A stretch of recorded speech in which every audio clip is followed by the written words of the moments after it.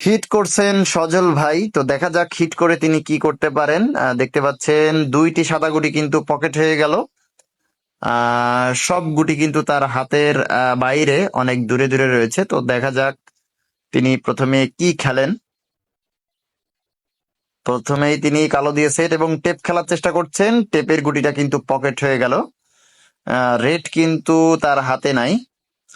এরপর দেখা যাক, প্লেয়ারের কাছ থেকে সাজেশন নিচ্ছে কিভাবে গুটি খেলবে। প্লেয়ারে বলছে টাচ এবং সাদা গুটি কাট দেওয়ার জন্য রেডটা ছাড়ানোর চেষ্টা।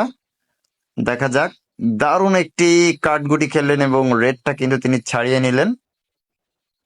একদম হাতে চলে আসলো এবং রেড দিয়ে তিনি চাবি দেওয়ার চেষ্টা করছেন। দেখা যাক, দারুণ একটি চাবি দিয়ে দিলেন, কিন্তু কোনো কভার তার হাতের কাছে আসলো না। দেখা যাক, আর মাত্র 4টি গুটি, ইজি কভার করার চেষ্টা করছেন।